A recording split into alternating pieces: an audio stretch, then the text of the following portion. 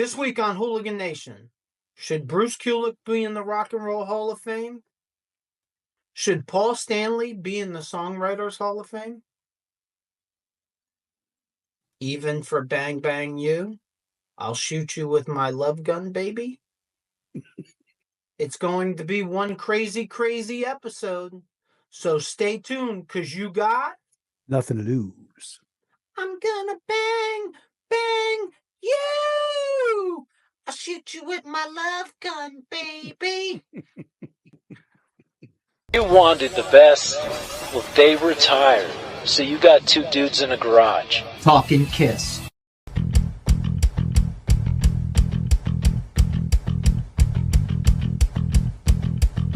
Welcome back to Hooligan Nation, a KISS-Centric podcast. I'm Anthony. And I'm Rocco. Yes, you are. Tonight, going to have one crazy, crazy night. Like how I did that? Yes. It's pretty good, right? Yes. I'm the funny guy. Can't you guys tell that I'm the funny guy? He's the straight man. Funny ha-ha or funny hee-hee? Funny like a clown? Like I amuse you? Yeah, at times you do. Yeah. I know. That's my point. Before we get into what is one crazy, crazy night, you got anything else you want to add to Asylum? Speaking of crazy, do you notice that? Like with They went Asylum? from Asylum to Crazy Nights. Asylum, crazy. There is a connection there. There definitely is a connection there. Yeah. I was pleasantly surprised because I expected to be a little disappointed because I was a kid then. And I thought I'd be disappointed, but I think it was a good album. I sum up by saying it was a good album. Yeah, I'm gonna have to agree with that. It was better than I remembered it being. Yeah. And I do not listen to complete albums very often. I cherry pick what I remember liking. More now than then, though, right? And then we were listening to whole albums. Well, when we were kids and we were listening to records, yes, there were a fair amount of songs on Asylum and on Crazy Nights that I was like, yeah, I like this. Yeah, I might have to put this in the rotation, which, if we didn't do this, probably never end up in the rotation. Asylum would be the same, the singles, the popular songs, Animalize would be Heaven's on Fire, Thrills in the Night. And for me, I've had enough. And the thing that I think was really rough is we just came out of Creatures and Lick It Up pretty recently. So I listened to the album and we'll get through each song.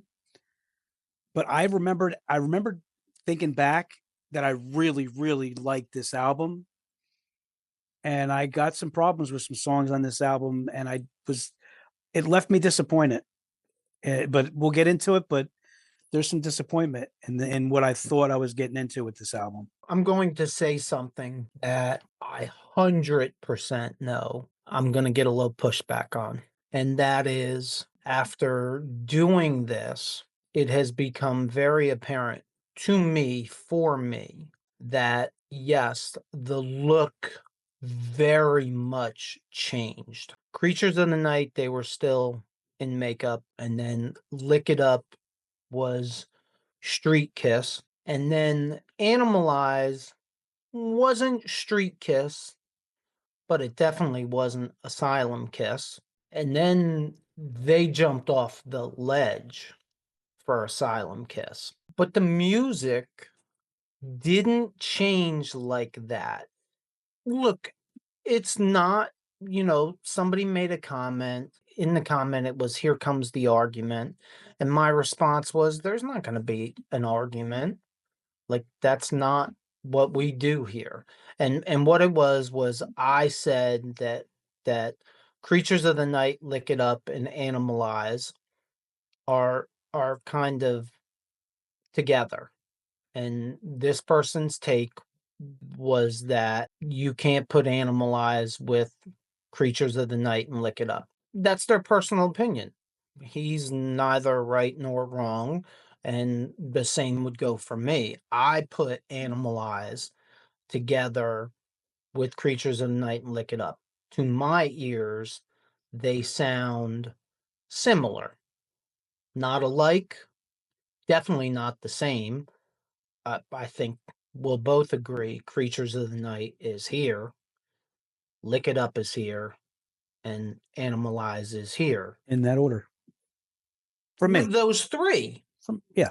If you drop in Destroyer and Rock and Roll Over, Animalize is taking ticks down. And Well, so is Animalize, Lick It Up.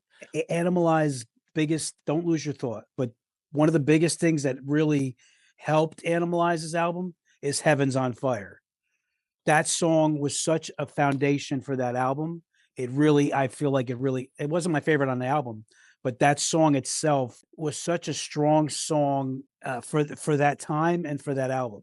And that's the beauty of this, because I disagree with you.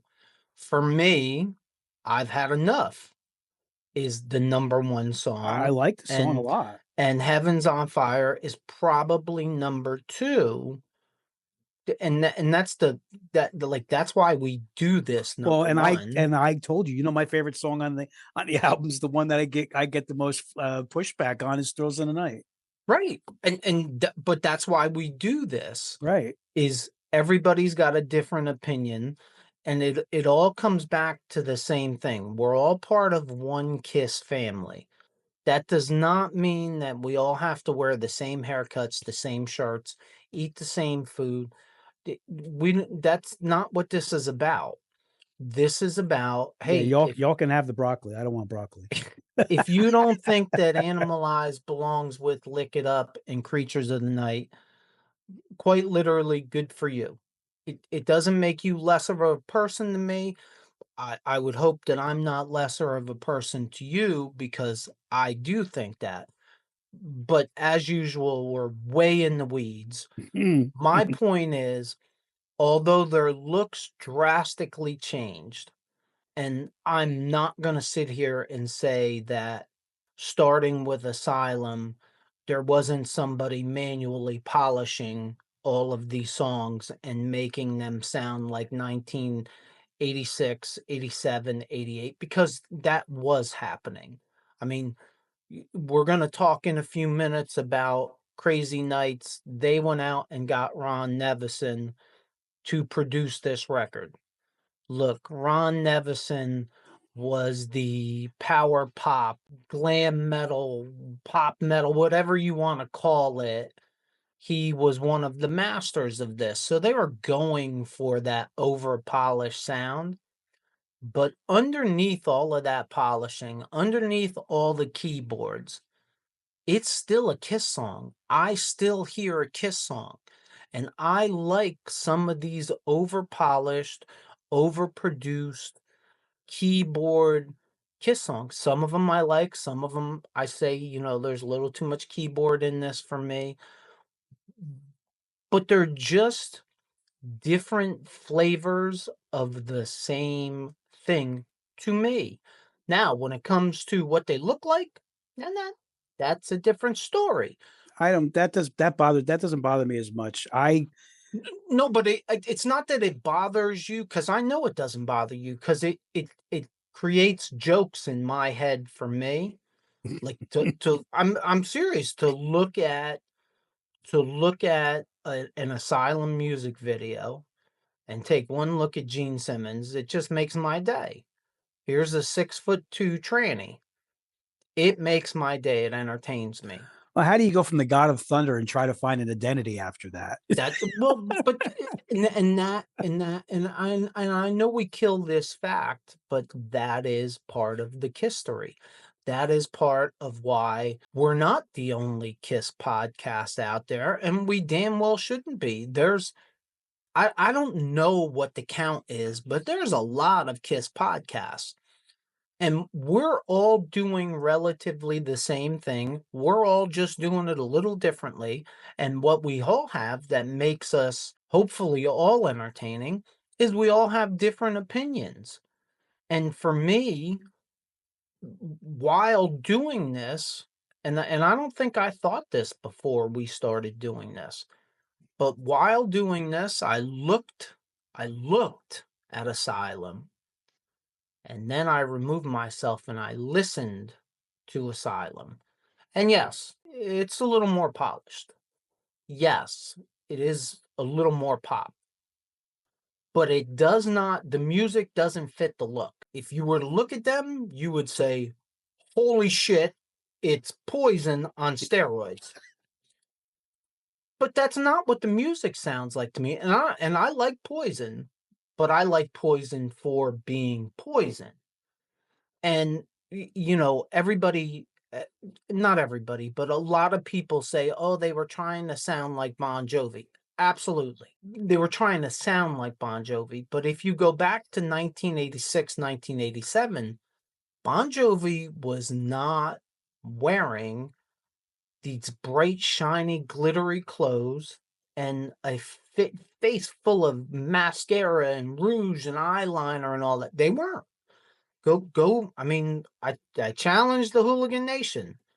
Go find me a music video where Bon Jovi looks like a bunch of women, because I don't think it's out there. Now, you can find me a Poison video. Shit. Everybody hold on to your hats. You can find me an Ozzy Osbourne video, because the Shot in the Dark video, Ozzy looks more like Poison than Bon Jovi ever did. Yeah. Okay, Yeah. which guess who produced Ozzy Osbourne: The Ultimate Sin? Ron Nevison. Yeah. I sum up this album, like I said, I was a little disappointed. And I sum up this album before we dive into the songs and you start doing the history. This is an 80s chick flick album. Yeah, that's what was in. That's what. Tell That- me somebody in the 80s. But that being said, I love Bruce Kulick because it got me through this album. News. You got any news? I do. From today. Oh, look at you. Yes. It's from blabbermouth.net. It's from Paul Stanley. He misses performing with KISS. In a statement, has come to terms with the fact that it's not going to happen again. On the podcast episode of Stories to Tell with Richard Marks, he spoke of adjusting to his new life. So this is from Paul.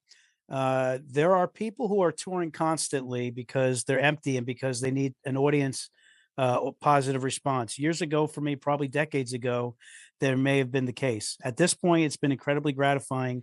The last tour was just a chance to really take in how valuable and how much this meant to me. But I couldn't keep doing it any more than Michael Jordan could. I've always been more than a musician or performer. I've been an athlete. And you realize that you can only do that so long, he continued. I've been so blessed to do it into my 70s, which if you told me 50 years ago, I'd say you're out of your mind. So yeah, I miss it, but I don't crave it. I think people who really crave it are ones who don't find other means for gratification either from other people or self-gratification. Whether it's for me, painting, or my family or friends, I think ultimately, hopefully, I would hope that most people find that in life at some point you start to narrow down what's really important. And ultimately, what's important is family, friends, and how you feel about yourself. There's more. If you go on blabbermouth.net, there's more to it. But that pretty much sums it up. And I thought for all the KISS fans out there, if you haven't seen it, it's pretty interesting. And that literally news was today. Hey, let me ask you a question.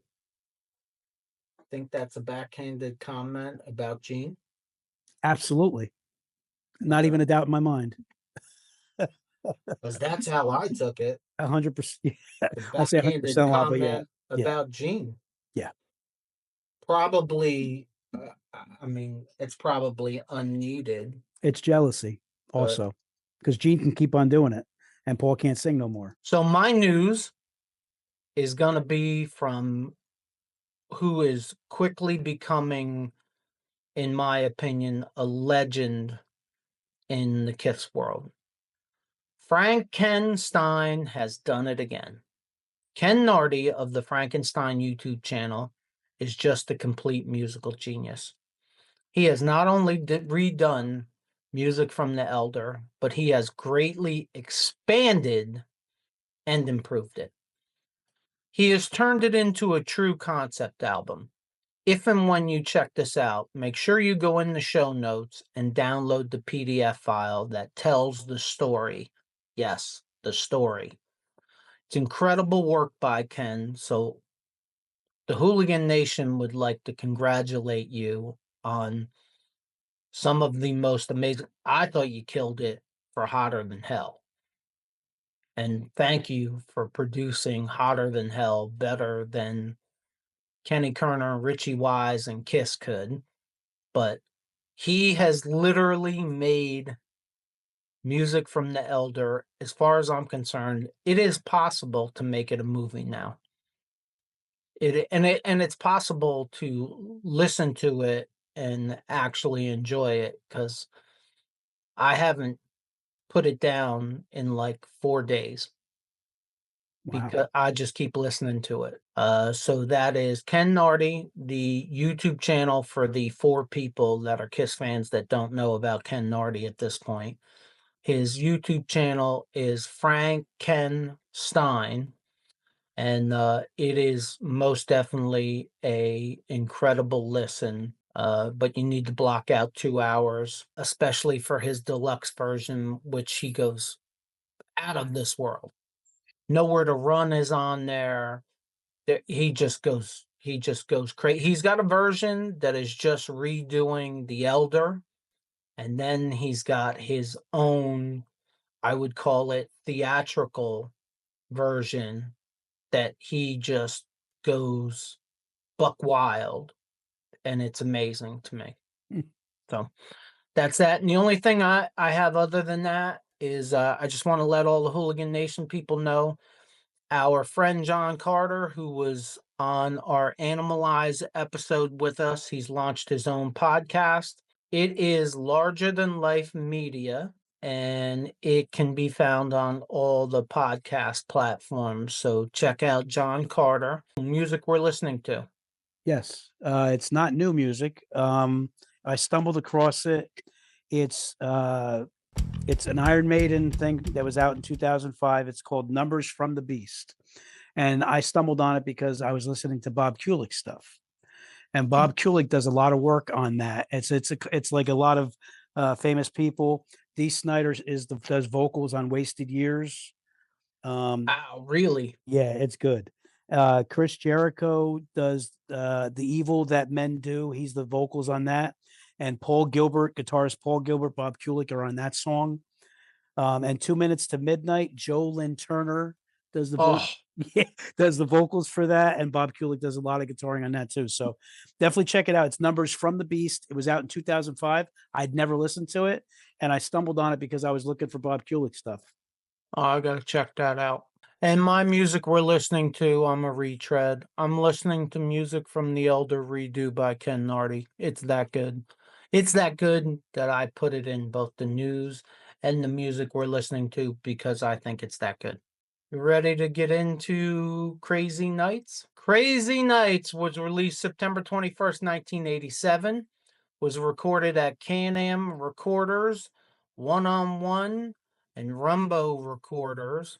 I don't know what the hell that is. I'm guessing it's studios. It's Rambo's brother. Yeah, I guess so. Rumbo and Rambo. It's 42 minutes and 58 seconds long. It was released by Mercury Records, and it was produced by Ron Nevison. 3 singles were released: Crazy Crazy Nights, Reason to Live, and Turn on the Night. There is not much here about the album cover, and there probably doesn't need to be. It's not a memorable album cover, at least to me. There were 3 videos. Now, the videos, that's a different story. There were 3 videos released for Crazy Nights, which happened to be, shocker, all the singles. And I will say this, if any music videos are going to go up on any of our podcasts, these would definitely be the one because they're kind of interesting to me. The first video was Crazy Crazy Nights. It is what jumped out at me first was the appearance of Gene's Dragon Bass. Less makeup for Gene, better clothing choices, eh, except for Bruce in his radioactive leisure suit. I'm not sure that Bruce would redo that or not. Reason to Live, a little shocking to me to watch it over again and really pay attention. Bruce playing the keyboards and Gene had the tongue bass. And there was Turn on the Night, which is, primarily a performance video. Not a bad video at all, but I do like to bring up the music videos because we're in the mid 80s and everything is about the music videos at this time. For all the beatings that Crazy Nights takes, and it takes a lot of beatings, Paul was right. It's certified platinum in the US and is the highest charting KISS album of the 80s. Reached number 18 on the Billboard 200. So if you're a KISS fan and you don't like Crazy Nights, I understand, but I think it's obvious the majority of the world at that time did like it. Timing's everything. Timing's everything, and it was perfect timing on their part. Whether you like it or you don't, let's not forget this is the music business. And business appeared to be pretty good during Crazy, Crazy Nights. The only other thing we have to talk about this. The first song we need to talk about is the one that isn't on the album. Sword and Stone is probably the most famous and best sounding song that never made a record, and it's such a shame. The demo it's out there, it's everywhere. It's a very good sounding demo. It sounds like it's mostly finished to me. I've heard interviews really with Bruce that Ron Nevison didn't like the song and he's the reason why it's not on the album. And I am going to go out on a limb and say he made a mistake. That would have probably, look, it's a dated song. You damn well know it came from the mid 80s, but if that song comes out in the mid 80s, it's probably the lead single.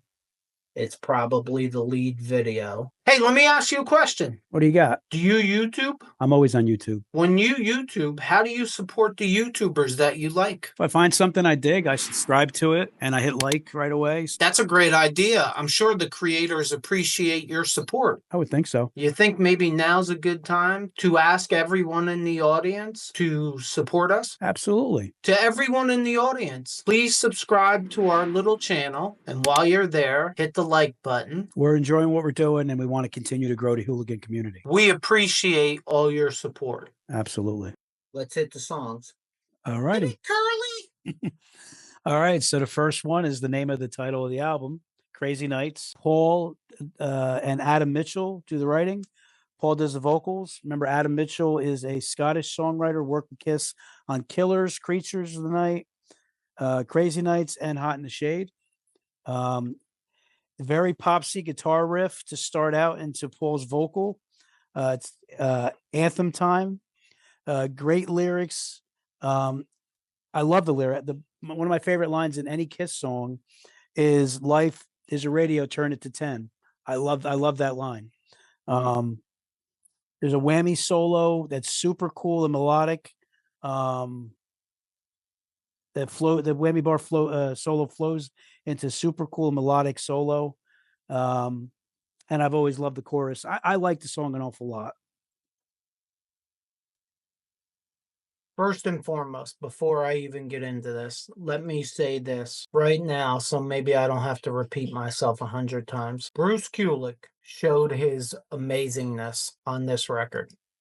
To me, he's the star of the record. 100%. Absolutely. Now, for Crazy, Crazy Nights, it is another great album opener. It is also a great anthem. Yeah. It's too polished, but still great.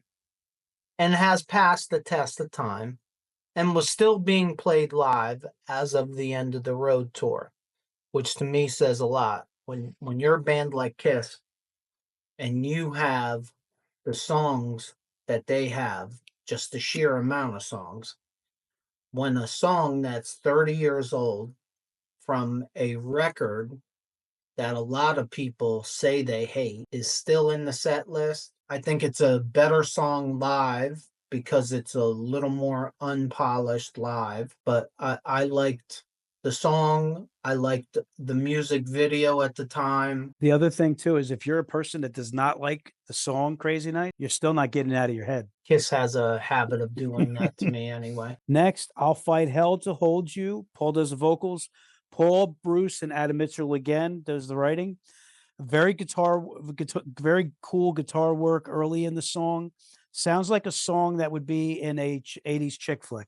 Yeah, I can go with that. That's not me knocking it, but it sounds to me like definitely a chick flick song. No, a lot of the songs from this record are dated, but Bruce is magical. He really is magical. It's a good song. It's not that memorable of a song to me, but it's not a bad song, and Bruce just makes it amazing. And I'm gonna say that, I guess, over and over again. And For not for this. nothing, too. Like Bruce does some of the writing with Paul in this. It's actually a very well written lyrical song. The lyrics are really good in the song. Next one is Bang Bang You. Paul does the writing with Desmond Child, and Paul does the vocals. It's got a decent groove. It's definitely a middle of the road song, but I love Bruce again in this. Love his solo in this. Yeah, like I said, Bruce saves this song for me because I don't like the song. You don't like Bang Bang You? No. Oh, come on. Who can't love the lyrics? Bang Bang You. I'll shoot you down with my love gun, baby. It's lyrical genius. It's at middle again. It's not a Skippy song. I will listen to it if it's on, but it's definitely middle of the road. That was Paul nurturing his inner Gene Simmons lyricist. Okay. Out of the frying pan into the fire, bend over, baby, let me be the driver. Ah, I'll see that, Gene. And I'll raise you, bang, bang you. I'll shoot you with my love gun, baby. I like that. I like that comparison. That's a good comparison. All right. Then we get to No, No, No. Gene does the writing with Bruce and Eric Carr. The drums are really good in this. Heavy shredding, Bruce intro, the cool guitar work. The intro, the guitar work is fantastic in the beginning of the song. The only thing about the drums on this one, again, I yearn to hear the drums. He's doing some really killer stuff on the drums, and it's too low. I want to hear that more front and center, and hear more clearly what he's doing. Bruce owned this song with his guitar work, but I hate the chorus. This is Bruce Kulick at his best. Sounds a lot like something Eddie Van Halen would create. I like that. That's a good comparison because, yeah, I mean, it really does sound like Eddie Van Halen is playing the guitar to me. And he's in the pocket melodically. He's not losing it. Well, that's everything. I can't find the solo that Bruce went Vinnie Vincent or Mark St. John on. Right. I don't think it exists. Look, I'm not in love with this song, but and this was a sign of the times. I kind of like the chorus because it's a big layered chorus. Kiss took certain things from Bon Jovi, certain things from Def Leppard. That's how it comes across to me, is the part of this record that is the Def Leppard part is the big layered chorus and the vocal harmony that is throughout this record. Like it at least to me, it's I don't disagree. I just no-brainer. wasn't feeling it on this song. And I'm not. It's it's an opinion thing. So some people Right. will like it, some people won't. But as far as listening to the record, as soon as I started listening to the record, that there's parts of this where I went, "Oh, Poison was doing that. Oh, Bon Jovi was doing that." And then I went, "That's Def Leppard." Like Hey, that, listen, and then who knows whether I'm right or no, not. you definitely listen. You know your music. The thing about it too is for you not to be paying attention to what's hip at the time is not smart. I agree. So you have to do it in a way.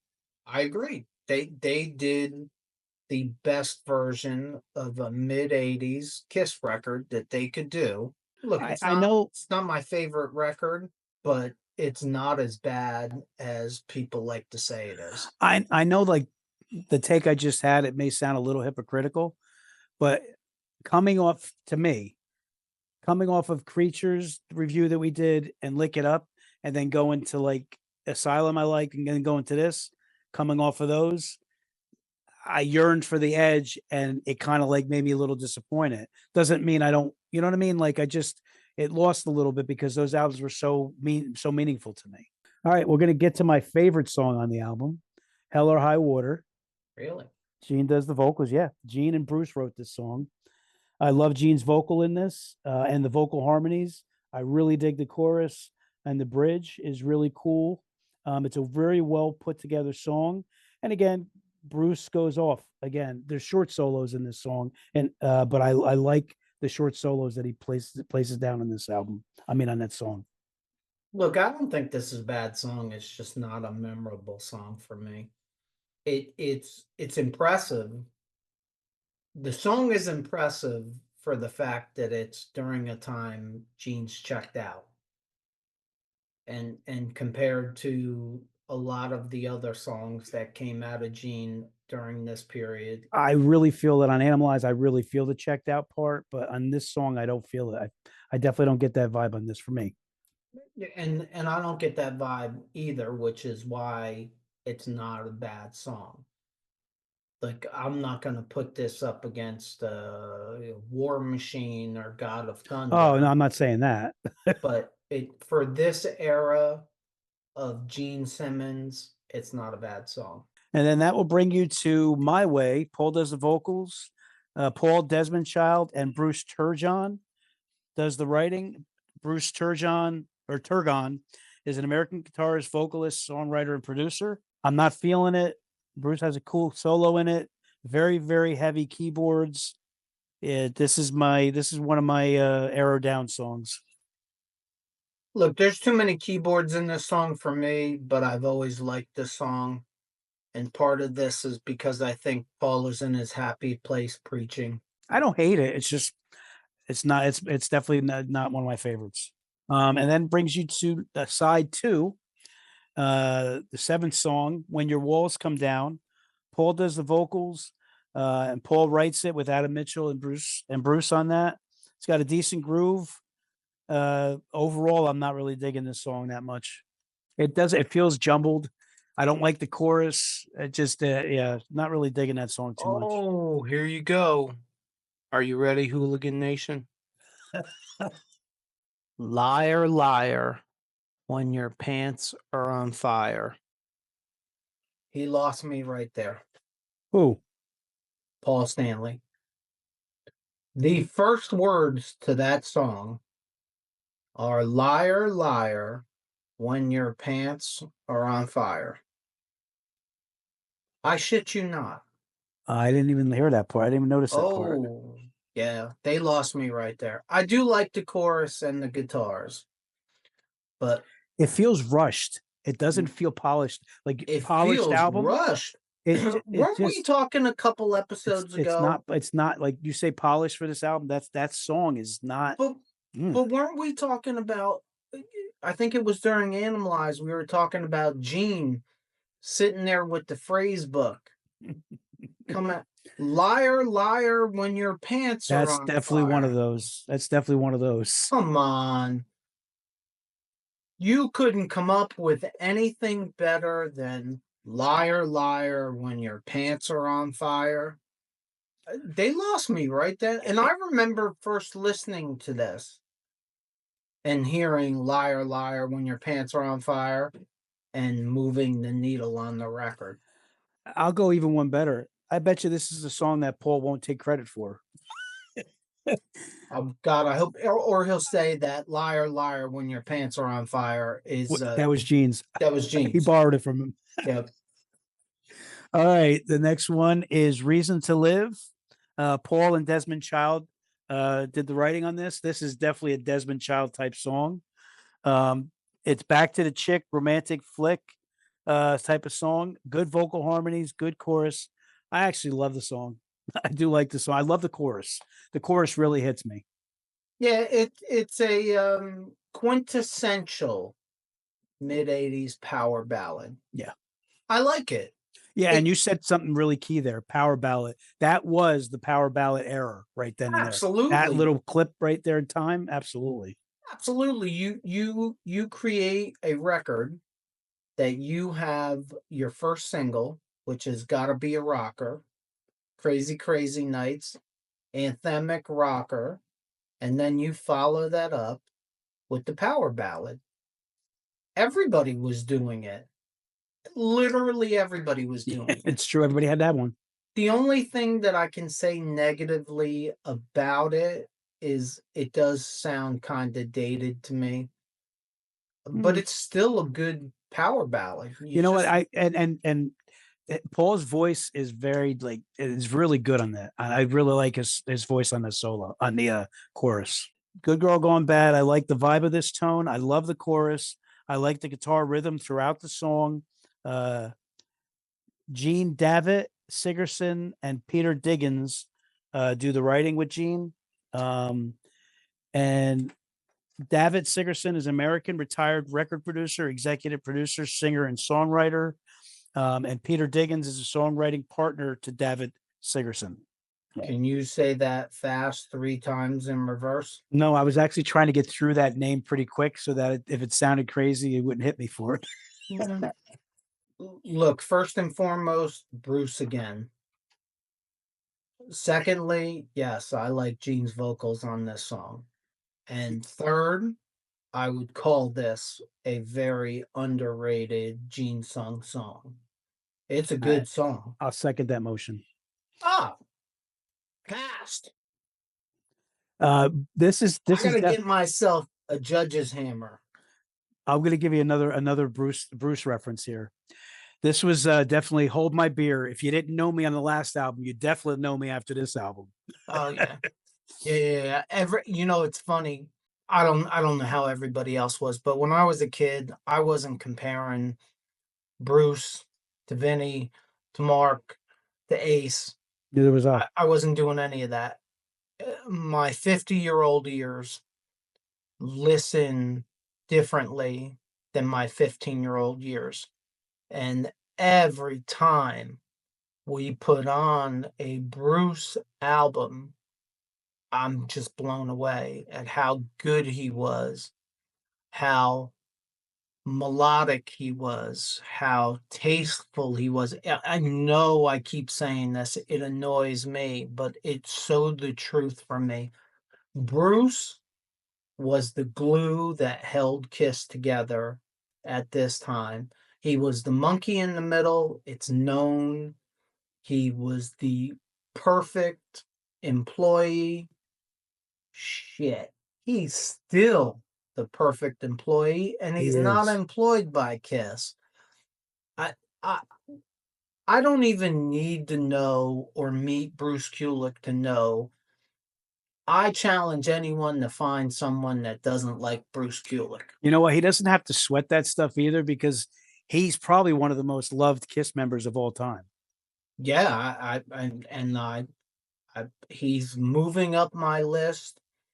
Every song I re-listen to and every interview that I watched today, he keeps moving up that list because he doesn't do the drama, he doesn't do the trash, he doesn't do any of that.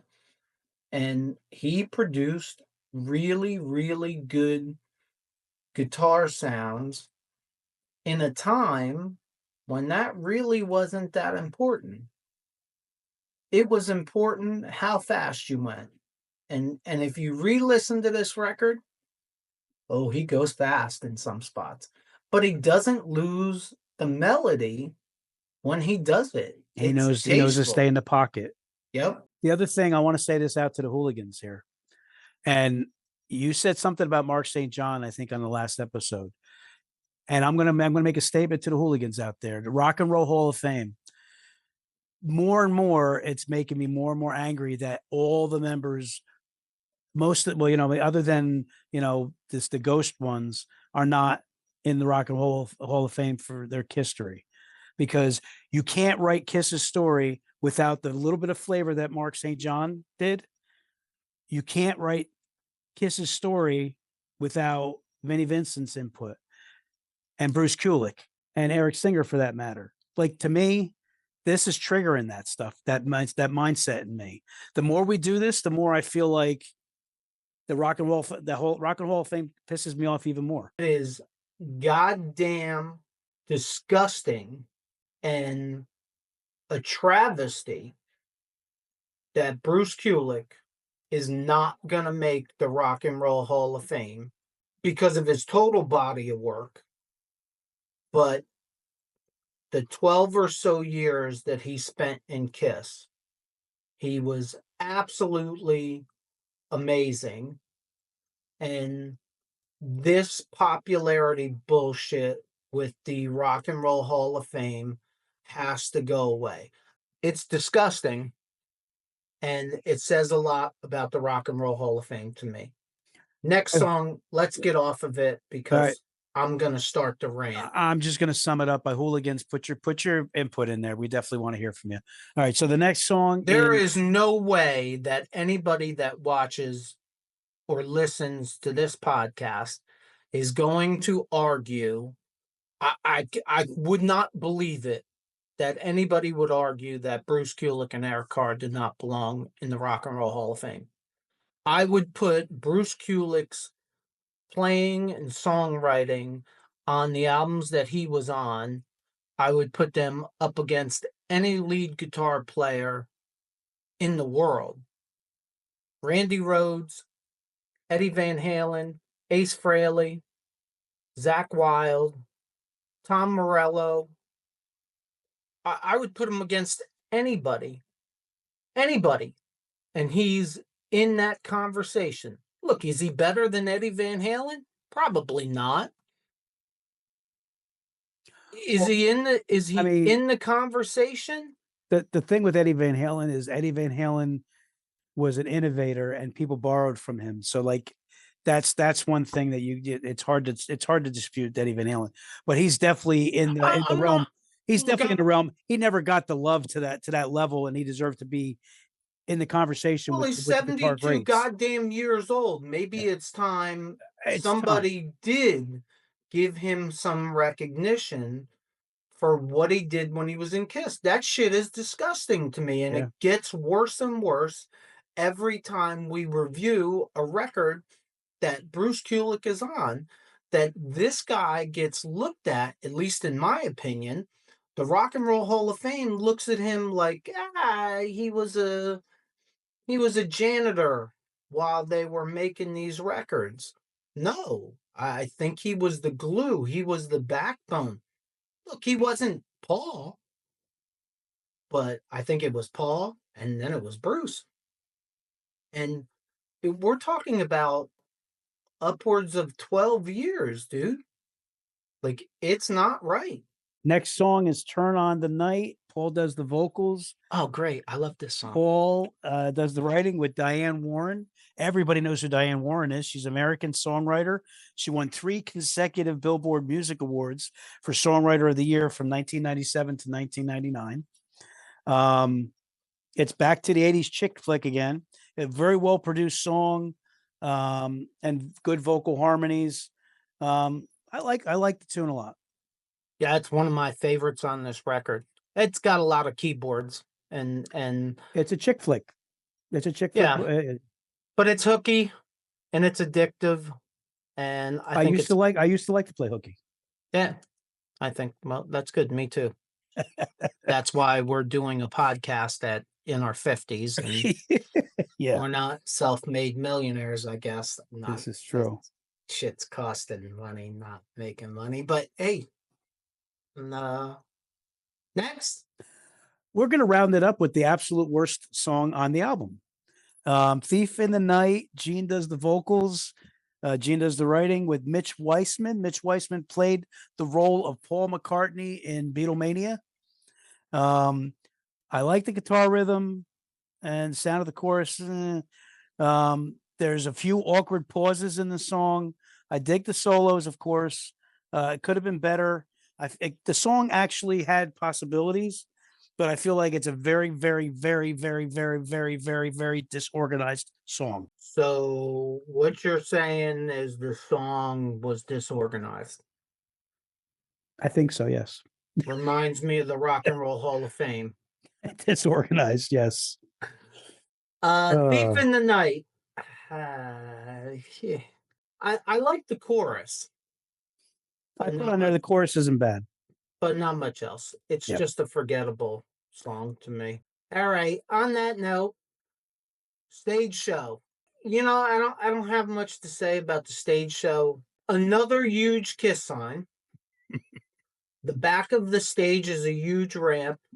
It doesn't do much for me. The one thing I did remember and like from this is they had this effect where the sparks showered down during the show. I remember that. I always thought that was pretty cool. But other than that, it's not really a memorable stage show to me either. So it's kind of just there. I mean, don't get me wrong. I remember Crazy Nights tour like it was yesterday, and it was great. It was great. They were a tight, locked in band at the time. On that note, I got to do you remember? Do you remember where you were December 20th, 1987? I was at Brendan Byrne Arena watching KISS, East Rutherford, yeah, baby. and I can't remember who opened up, but Yeah, I don't remember. Nugent, Ted Nugent. was it? Yes, it was. Oh, Uncle Ted. Yes. Gotta love Uncle Ted. And the concert didn't start out with Detroit Rock City. It started out with Love Gun. Wow, really? Yep. Wow, I don't remember that. Didn't either. Then you got Cold Gin. Are we gonna do the set list right now? No, I'm just Oh, going with whatever. no, Yeah, we no, can I'm doing a set list. Yeah. we can do the set list right now. I was trying to transition. I was trying to like smoothly transition in from where you Is came. that wait. Do you have a set list? Yes, I do. Hit it, Curly! All right. So we start out with Love Gun is the set list opener. Then we go to Cold Gin. Then Bang Bang You. Then Fits Like a Glove. Then No No No. Then guitar solo. Right after guitar solo, drum solo. Then Crazy Crazy Nights. Then War Machine. Then Reason to Live. Then Heaven's on Fire. Bass solo. Then I Love It Loud. Lick It Up.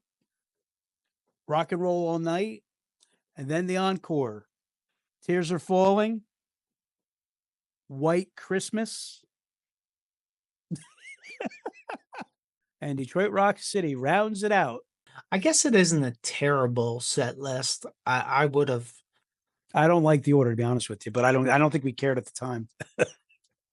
put Turn on the Night in the set list over No No No. But that's just me. Well, you know how I feel about No No No. And I mean, how can you not put Bang Bang You in there? Because I'll shoot you down with my love gun, baby. Yeah, it's not my favorite set list, that's for sure. No, they definitely could have done a little bit better with that. I don't like the ordering. I don't like the song choices from the record. Still Loving You's not in it. I'm okay with that because by that time it was played out. Yeah. I don't think we cared at the time though. We were loving every minute of it. Yeah, no, I don't care. Wrap it up, baby. You got anything further you want to mention? I'm a little crazy from Crazy Crazy Nights. Yeah, it's better than I thought it was. It's a period of time. Like I said, like I said in the very beginning, I come out of it having even more respect for Bruce. He's like, if you didn't catch me on the last album, you definitely caught me on this one because there was a need for him to really do his thing on this album. Hooligans, please drop it in the comments below if you think Bruce Kulick should be in the Hall of Fame. And more importantly, if one of you is out there that doesn't think that Bruce Kulick should be in the Hall of Fame, seriously, drop it in the comments below. You won't get any shit from me. I don't agree with you, but I would love to know your reasoning why anybody doesn't. I don't even care if you're a KISS fan or not. If you've stumbled upon this and you're a Luciano Pavarotti fan, and